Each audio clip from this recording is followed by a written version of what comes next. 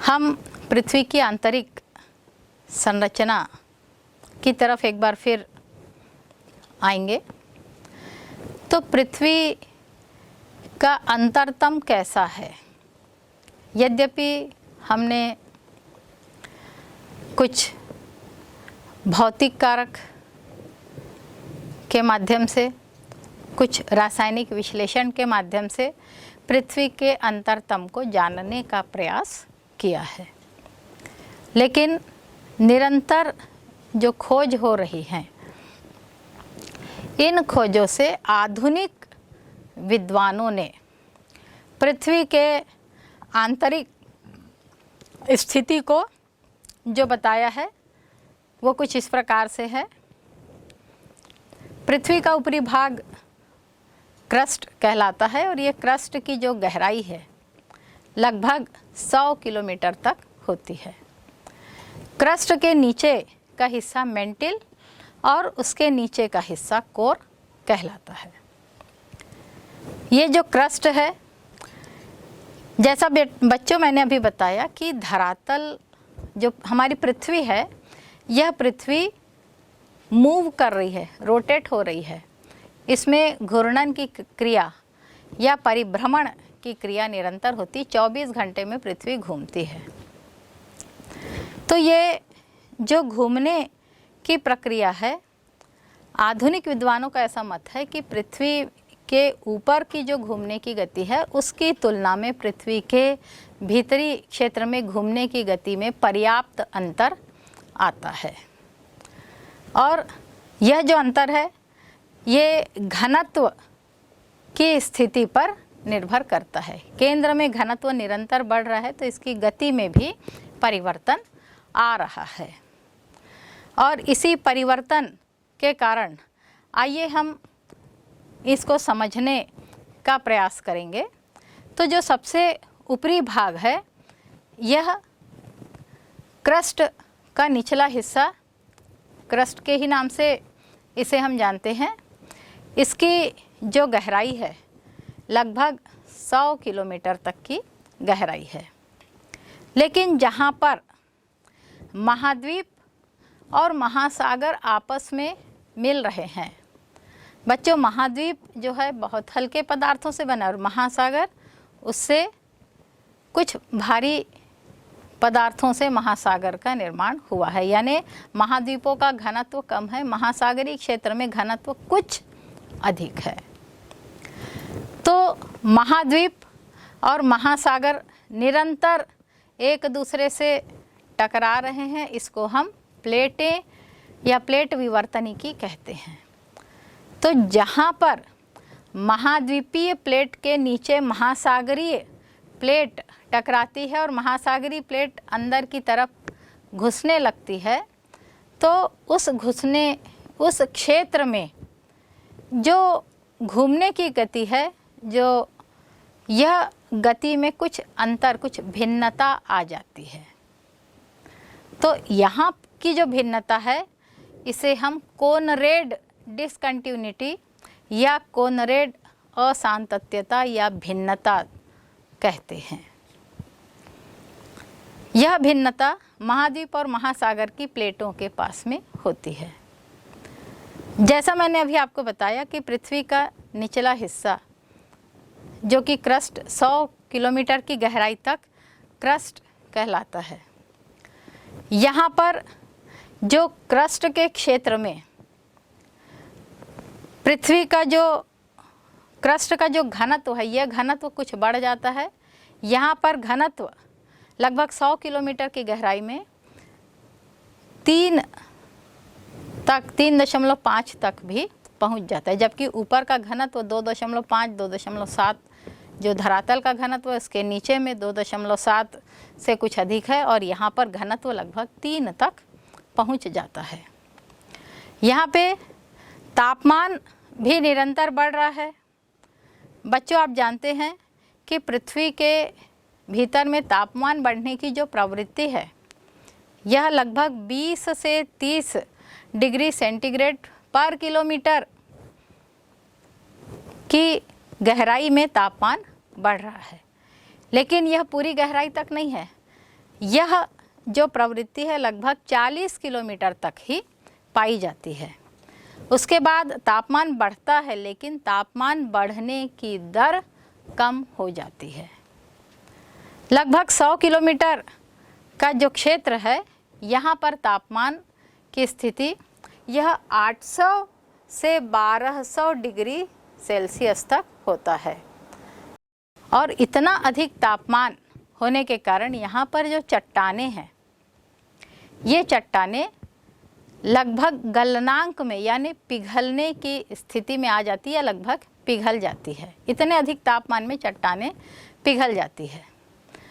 और ये जो पिघली हुई चट्टानें हैं, यह चट्टानें इस क्षेत्र में बहुत ही धीमी गति से प्रवाह कर रही है। इस धीमी गति से ये जो चट्टान से निर्मित लावा है, यह प्रवाहित हो रहा है। इसे हम लो वेलोसिटी जोन के नाम से जानते हैं। ये जो लो वेलोसिटी जोन है, इसमें तापमान की स्थिति क्या है, उस पर निर्भर करता है कि ये जो लावा है, यह लावा बेसाल्ट युक्त है या ग्रेनाइट युक्त है। आप जानते हैं कि बेसाल्ट कुछ पतला लावा होता है, ग्रेनाइट गाढ़ा और चिपचिपा होता है। तो ये तापमान पर निर्भर करता है। यह जो क्षेत्र होता है, जहाँ पर तापमान की अधिकता लगभग 100 किलोमीटर की गहराई पर, तापमान की अत्यधिकता के कारण ये जो चट्टानें पिघल गई है, इस क्षेत्र को एस्थेनोस्फीयर या दुर्बलता मंडल के नाम से जाना जाता है। बच्चों, ये जो दुर्बलता मंडल है, मैंने आपको बताया था कि यह जो क्षेत्र है, यहाँ पर अम्लीय तत्वों की प्रधानता है। रेडियोधर्मी तत्व, जैसे ये जो रेडियोधर्मी तत्व है, ये तत्व यहाँ पर अधिक पाए जाते हैं, जो कि चट्टानों में निरंतर तोड़फोड़ की प्रक्रिया कहते हैं। थोरियम, यूरेनियम जैसे जो पदार्थ हैं, ये चट्टानों के दबने की स्थिति में चट्टानें टूटती है, और टूटने से ये पदार्थों की सक्रियता यहाँ पर देखी गई है। और इस क्षेत्र में इन्हीं पदार्थों के सक्रियता के कारण यहाँ पर कुछ वेव्स, कुछ तरंगे उत्पन्न होती है, जो कि इस तरल पदार्थ को निरंतर प्रवाहित कर रही है। ये लो वेलोसिटी जोन होता है। हम इसको लो वेलोसिटी जोन इसलिए भी कहते हैं कि जब यहाँ पर भूकंप की जो प्राथमिक तरंगे है, प्राइमरी वेव्स है, ये इस क्षेत्र से टकराकर धीमी हो जाती है, क्योंकि तरल यह क्षेत्र है और तरलता, प्राथमिक तरंगे जो है वो सीधी चली आती, लेकिन यहाँ पर टकराने के बाद इनकी गति कुछ धीमी हो जाती है।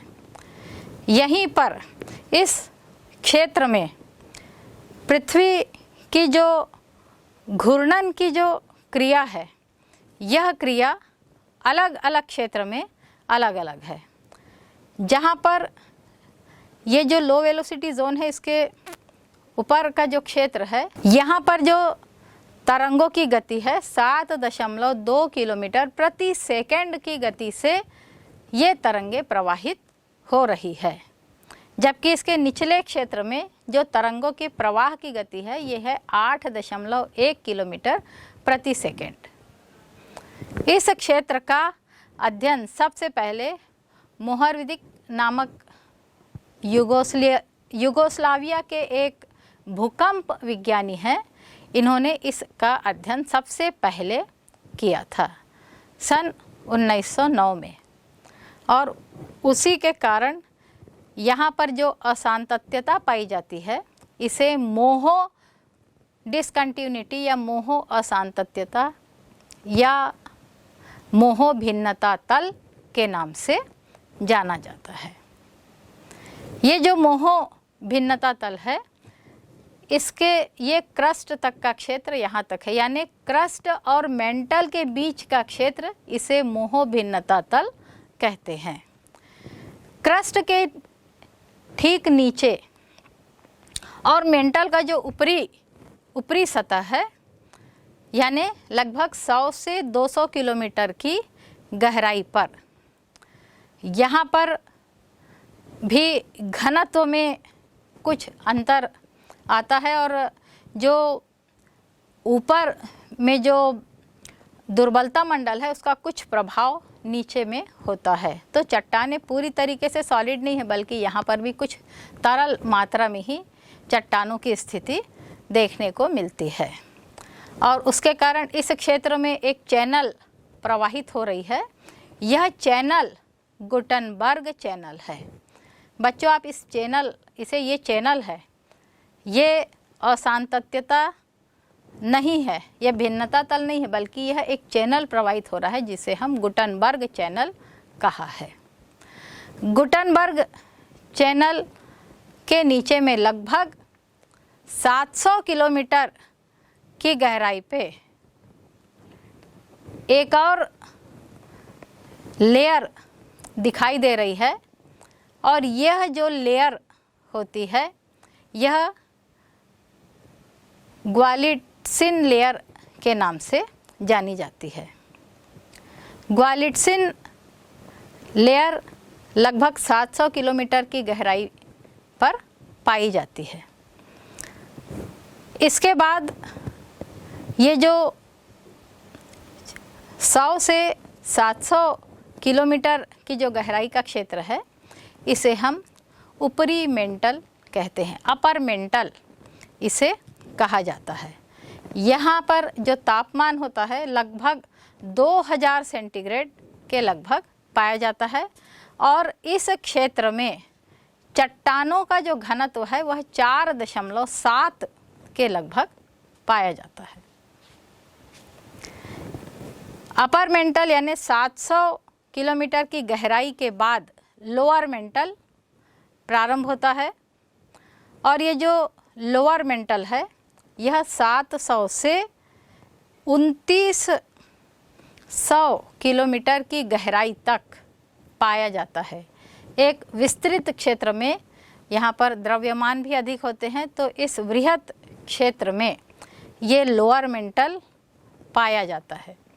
लोअर मेंटल में 700 से 1000 किलोमीटर की जो गहराई है यहाँ पर एक और डिसकंटिन्यूटी का क्षेत्र बनता है जिसे रेपिटी डिसकंटिन्यूटी कहा गया है। यह 1000 किलोमीटर की गहराई पे देखा गया है। इसके बाद लगभग 2780 किलोमीटर की गहराई में एक और डिसकंटिन्यूटी का अध्ययन किया गया है जिसको हम डाहम डिसकंटिन्यूटी, डाहम असांतत्यता या भिन्नता तल कहते हैं। ये जो लोअर मेंटल का क्षेत्र है ये 2900 किलोमीटर की गहराई पर है। 2900 किलोमीटर के कुछ ऊपर का जो क्षेत्र है यह पूरी तरीके से सॉलिड नहीं है, बल्कि यह सेमी सॉलिड हम इसे कह सकते हैं या स्लरी की भांति है। एक लद्दी जैसा दलदल होता है ना, उस प्रकार की स्थिति यहाँ पर पाई जाती है। और इस क्षेत्र में जो डिसकंटिन्यूटी है इसे गुटनबर्ग डिसकंटिन्यूटी कहते हैं। बच्चों, मैंने यहाँ पर कहा गुटनबर्ग डिसकंटिन्यूटी और इसके पहले मैंने लगभग 100 से 200 किलोमीटर की गहराई में एक चैनल का उल्लेख किया, इसका भी नाम गुटनबर्ग का है। तो दोनों में अंतर है, एक चैनल है और एक जो है यह डिसकंटिन्यूटी या भिन्नता तल यहाँ पर है।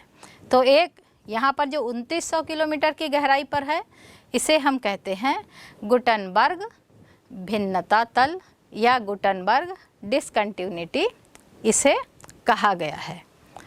2900 किलोमीटर की गहराई के बाद जो निचला हिस्सा होता है यह कोर कहलाता है।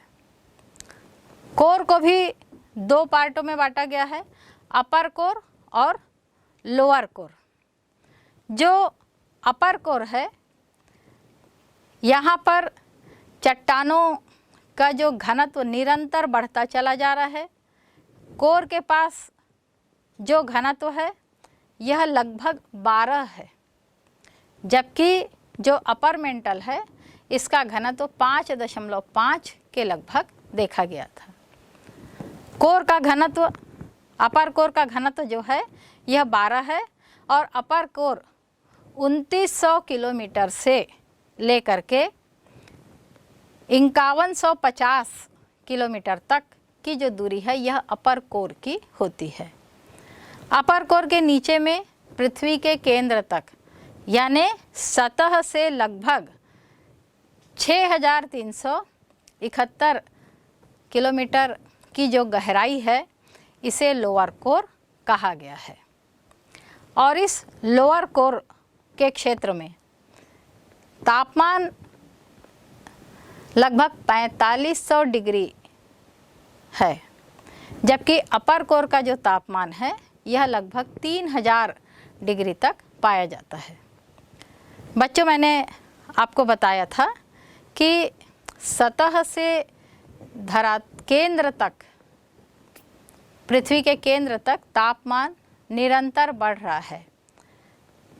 सतह के नीचे में तापमान बढ़ने की जो प्रवृत्ति है, जैसा मैंने अभी बताया था कि लगभग 20 से 30 डिग्री तापमान जो है प्रति किलोमीटर की गहराई में बढ़ता है, लेकिन यह स्थिति 40 किलोमीटर तक ही होती है। 100 किलोमीटर में तापमान कितना हो जाता है? 8000 से 12000, यानी चट्टानों की गलनांक अवस्था आ जाती है। इसके बाद तापमान में निरंतर वृद्धि हो रही, लेकिन यह वृद्धि दर कम है। तापमान बढ़ रहा है लेकिन तापमान बढ़ने की जो दर है यह घटते क्रम में देखी गई है। और केंद्र का तापमान जो है यह 4500 डिग्री सेंटीग्रेड होना चाहिए है। तो इस प्रकार से केंद्र का तापमान सर्वाधिक है, लेकिन फिर भी यहाँ पर जो लोहा या फेरियम के जो तत्व पाए जा रहे हैं यह सर्वाधिक यहाँ पर लोहा या निकल ये जो है ये सबसे अधिक मात्रा में यहाँ जमा है। इसका घनत्व जो है लगभग 17 तक पाया जाता है। और इसी लौह तत्व की उपस्थिति के कारण पृथ्वी में जो चुंबकीय शक्ति पाई जाती है, पृथ्वी में जो परिदृढ़ता पाई जाती है, स्थिरता मैंने गति के संबंध में बताया था कि परिक्रमण में सूर्य की जब पृथ्वी चक्कर लगा रही है तो एक निश्चित कक्ष में चक्कर लगा रही, वहाँ स्थिर है, वह कक्ष उसका स्थिर और वहीं से पृथ्वी घूम रही है। वैसे ही पृथ्वी जो रोटेशन कर रही तो उसकी गति में स्थिरता है, वो 24 घंटे में ही एक पूरा जो परिभ्रमण करती है। तो ये पृथ्वी की स्थिरता इसे हम कहते हैं। पृथ्वी के अंदर पाई जाने वाली कठोरता और इसमें पाया जाने वाला गुरुत्व बल, यह सभी इस केंद्र से प्राप्त होता है। तो इस प्रकार से जो पृथ्वी का जो केंद्रीय भाग है ये अत्यधिक दबाव के कारण, ताप भले ही अधिक है लेकिन अत्यधिक दबाव के कारण यह दुर्बल नहीं है या तरल अवस्था में नहीं है, बल्कि यह कठोर अवस्था में, सॉलिड स्थिति में पाया जाता है। तो इस प्रकार से पृथ्वी का जो आधुनिक मत है, इस मत का अध्ययन हमें बहुत कुछ भूकंप विज्ञान के माध्यम से प्राप्त हुआ है और यह पृथ्वी के आधुनिक स्थिति को, पृथ्वी के अंतरतम की आधुनिक स्थिति को दर्शाता।